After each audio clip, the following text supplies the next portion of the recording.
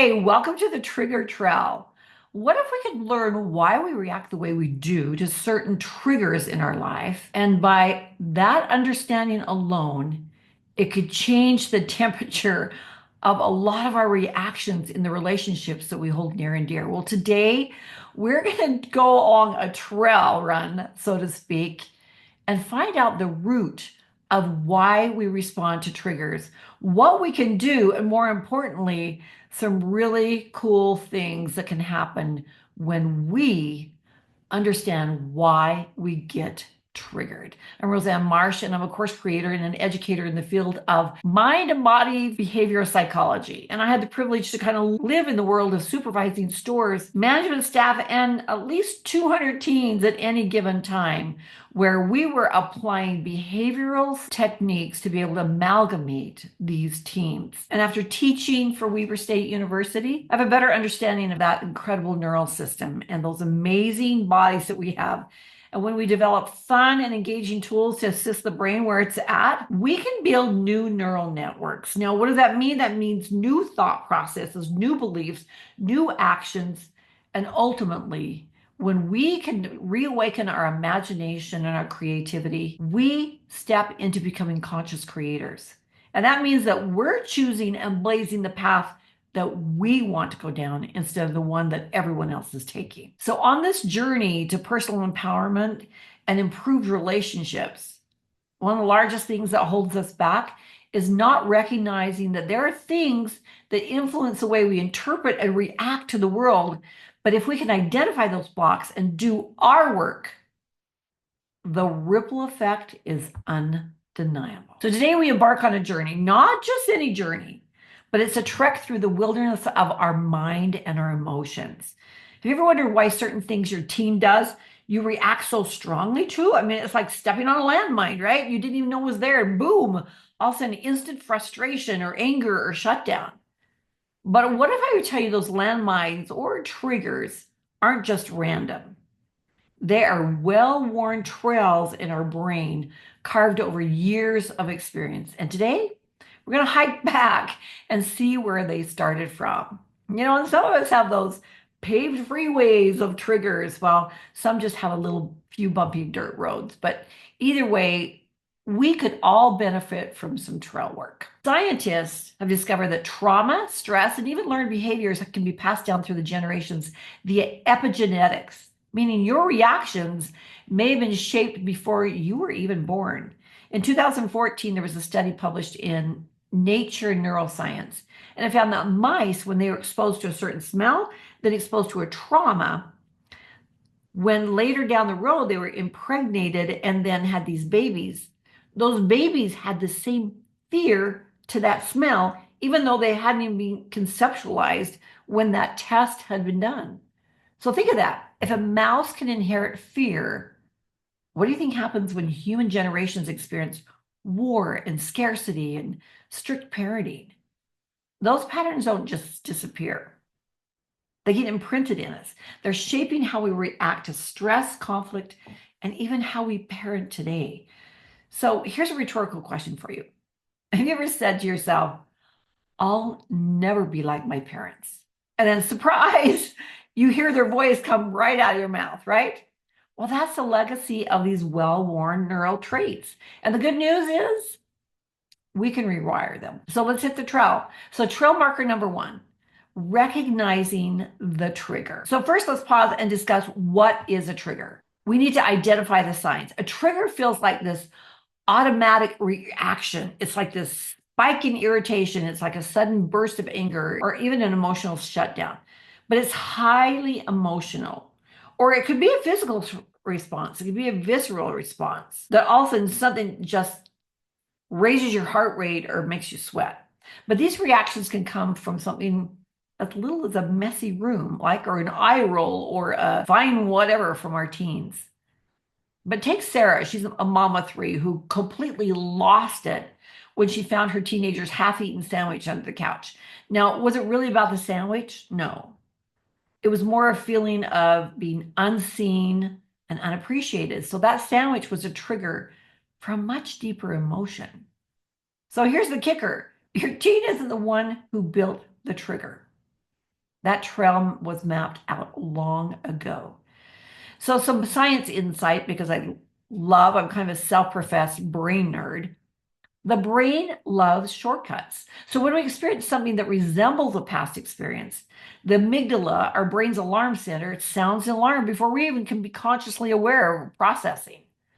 So that's why you react before you think. The brain is wired to keep you safe, but sometimes it mistakes an eye roll for an actual threat to our well-being.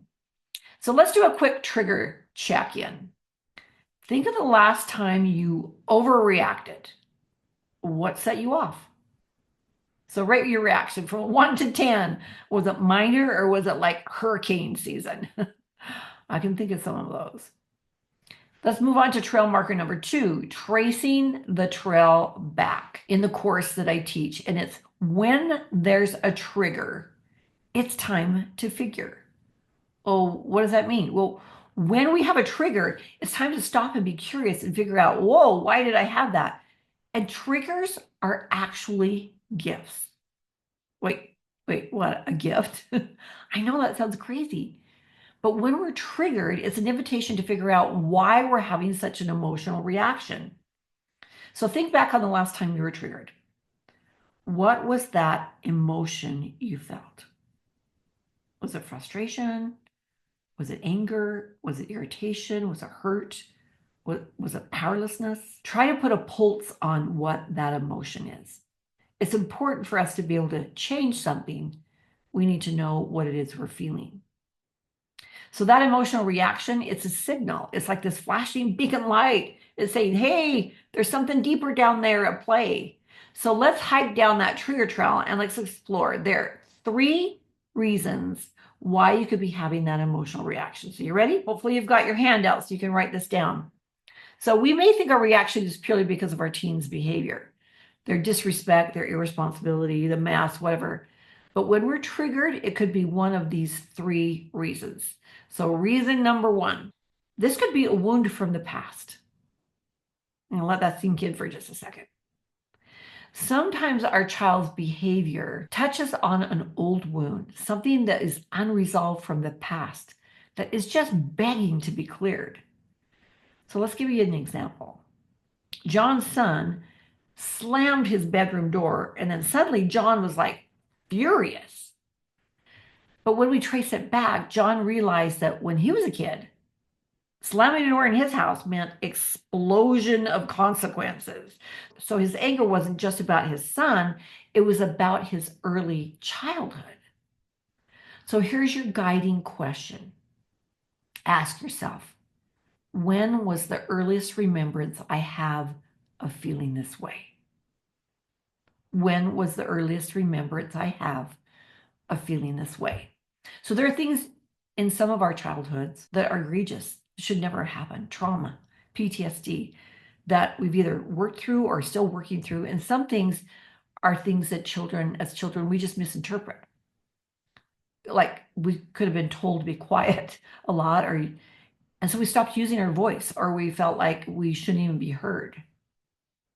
We all have some things we need to transmute or work through the energy of so that we can interpret the world, because that's how we look at the world. That's how we interpret it. That's how we experience life, is through the lens of our successes and our wounds. So that when we can get to the root of something, we can address it. Now, here's some science insight. Neuroscience tells us that our brains store emotional memories in the amygdala. So when a present event feels similar to a past wound, the brain reacts as if it's happening all over. It doesn't want to have to go through and analyze and whatever. It's just like, okay, shortcut. This reminds me of this. So it reinforces that neural network. It becomes like the default on how we're going to react to life. But we can rewire that with understanding and with tools. So that's the first way. It could be a wound from the past that just hasn't been cleared up, or we haven't healed from, right? The second is generational influence. Sometimes our trigger is not even ours. It's inherited. Our reactions may have come from family patterns that have been passed down from generations. Now, for example, maybe your parents had strict household rules. So when your teen resists your structure, you react with frustration and with control, even though a part of you wants to parent differently. But it was a part of what was passed down to you. The science inside, like we talked about the mice, the epigenetics show us that stress responses can be passed down through generations, through DNA. So we're not just influenced by our personal experiences, but by the experiences of those who came before us. So triggers don't necessarily just start with your teen. They usually start decades earlier, sometimes even before we're even aware of them. So we don't just inherit eye color and curly hair. We inherit behaviors, reactions, and emotional patterns. So imagine you're walking this trail, and behind you are silhouettes of those who came before, your parents, your grandparents, or great grandparents. And some of them are just walking along, and others, they're looking back at you and saying, yep, I passed this one down to you. So let's do an emotional ancestral check. I want you to think about your top 3 biggest triggers. And you may not have time to do it all here, but just make yourself a little notation. Here's your guiding question for this. I want you to ask yourself, who in your family reacted this way? Who in your family reacted this way? I mean, if we have huge anger issues, it was also an ancestral thing that was passed on down through the DNA, the science of the DNA. The third one, a mirror reflection, a mirror reflection.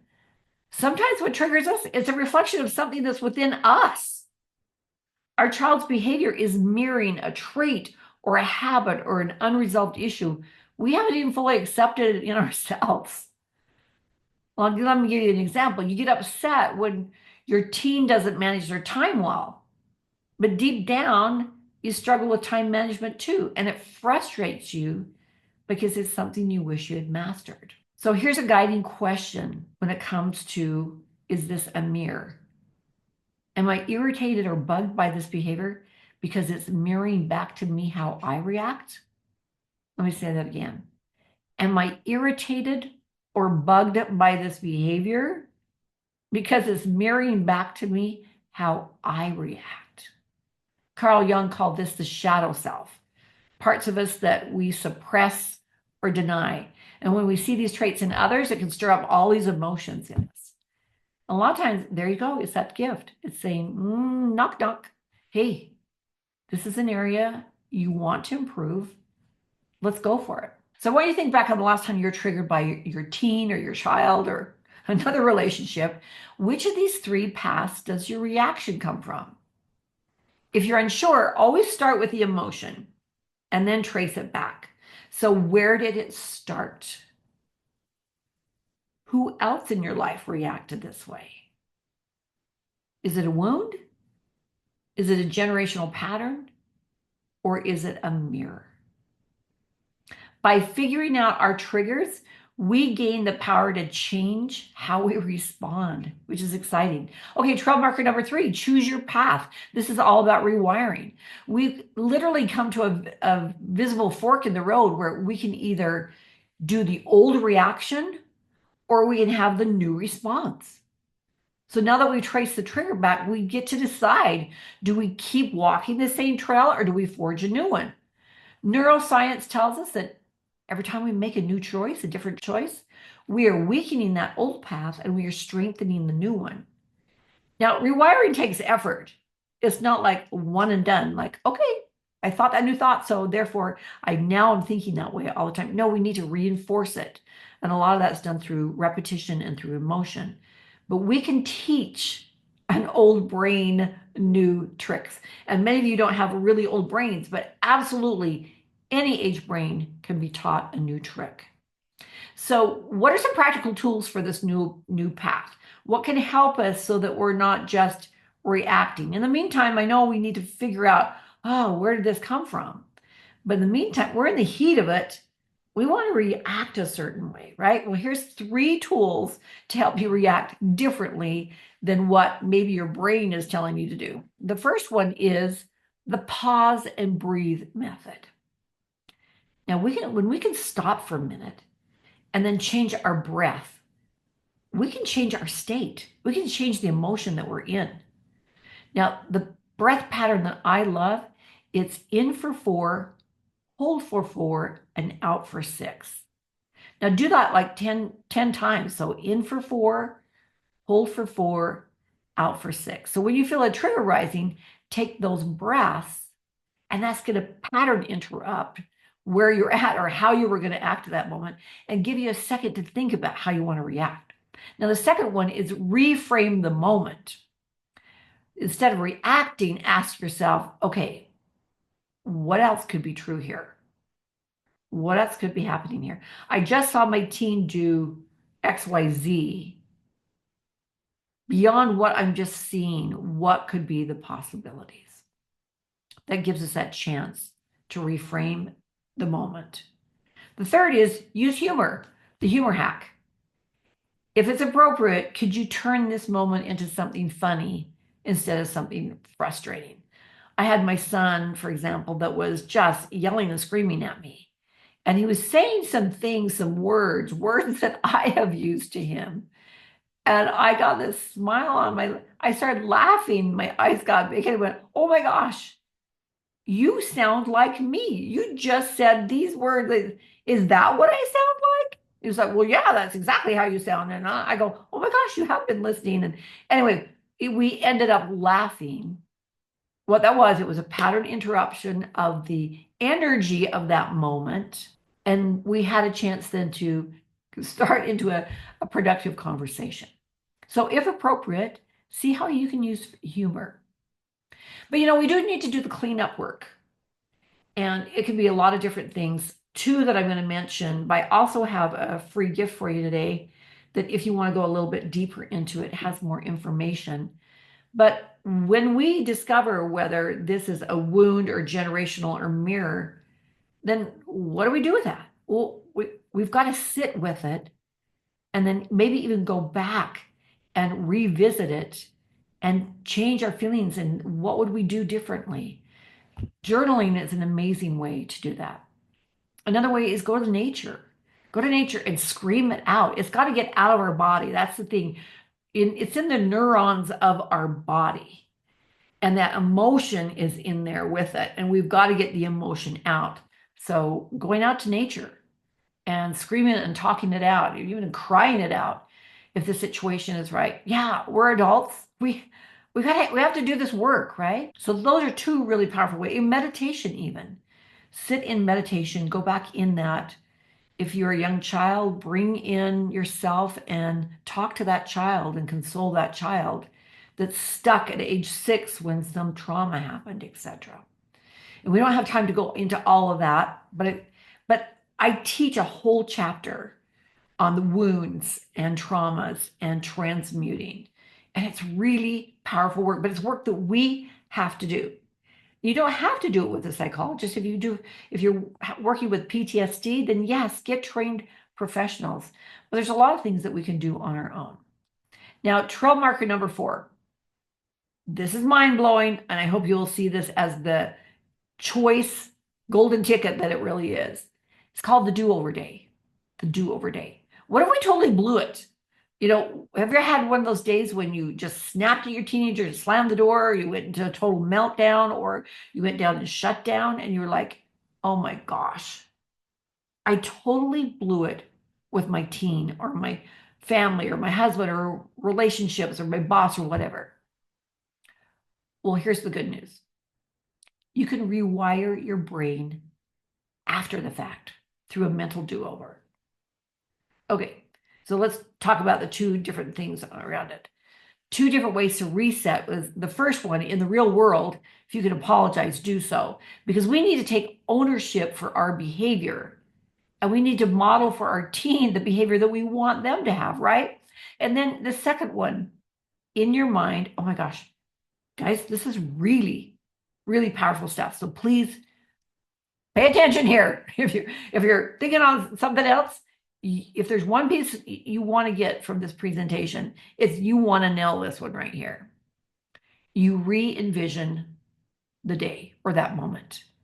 Replay that moment in your head. But this time, Imagine yourself responding differently. Now, here's what you got to do. You got to feel this. You got to imagine it in your mind. You got to see it. You've got to feel it. And you got to feel yourself responding with patience or love or kindness or whatever that is. Feel the love and compassion that you have for that teen or that child, that relationship. Feel it to the most intense way that you can. Okay, you want to know the science behind that? Because you might be saying, well, this sounds a little crazy. No, this is how the brain learns. We know that the brain cannot tell the difference between real and pretend. So you go in there and you create an emotional correction. You now are creating a new neural pathway for your brain. You are teaching your brain in a fast track way. Just like athletes visualize, well, that's what we're doing. We're doing parenting visualization. Is that incredible? Every day before I go to bed, I go back through my day. Okay, what could I have done differently? What I'm doing is I'm training myself so the next time I have a trigger, I am prepared to act differently. Because are we going to have triggers? Are we going to make mistakes? Yes. But have a do-over day, a do-over with that event so that we can respond differently. Trail marker number 5, the Celebration Summit. Every time you respond differently, you are remapping your emotional landscape. Like we said, this doesn't mean you're not ever going to be triggered. It means you're going to be prepared when you do get triggered. And when you see your teen respond differently, when that connection replaces that conflict, oh my goodness, this is your summit moment, right? This is what we are trying to do. Wishing that someone else will change their behavior, we have to do our work first, and then it will ripple out. One final question for you. I want you to think of that trigger you want to change. Write it down because you're not going to do it right now. But I want you to visualize yourself choosing a new response for that next time. This is your invitation. This is your power invitation. Your takeaway from this. Don't leave this on the table because I tell you it can be a game changer. In closing here, this is your search and rescue moment. Triggers aren't here to torture us. They're here to teach us. And when there's a trigger, it's time to figure. It's time to pull out that curiosity, right? And you're not just parenting your teen, we're reparenting ourselves. So every time we change our response, we are rescuing a little part of ourselves that's been stuck in the past. And now, my fellow hikers, you're equipped to blaze a new trail, and not just for yourself, but for the generations to come. At No Brainerz Level Up, we have an entire chapter based on healing our wounds. And a big part of that is the triggers, understanding triggers. It's also about going down into the subconscious and finding those things that we need to change, transmute to a higher level, so that we can let go of those things that have been weighing us down, that actually are the lens by which we are reacting to life. Now, it's 12 chapters of transformation. It's leveling up. So imagine you bringing to your home this beautiful manual and then the companion journal, where we are creating tools similar to what we talked about today. If you enjoyed learning these tools, tools that help prepare the brain to step into becoming a creator of your life. And we know that when things get really tough in life, it's the creatives, it's those who can imagine, where more doors open than the one that just shut. It is powerful. Now, I said I have a gift I want to give to you. I have the Trigger Trail Guide. It goes deeper into what we talked about today. It has a trail quiz for you to take to assess your reactions. It has a trail map so that you can trace your patterns. It has a trail toolkit for rerouting your responses. And it has a checklist for maintaining a healthy parenting connection. So if you want that for free, it's a downloadable PDF. You can just click on the link here. It's also on the bottom of your handout. Fellow hikers, when we do our work, it changes the world around us because we start to see, feel, and react in a very different way. So happy hiking, my friends. May your trails be filled with discovery, with connection, with curiosity, and a lot less eye rolling. All right, tally ho, my friends. I'm Roseanne Marsh. Thanks for letting me be your guide today. Tally ho.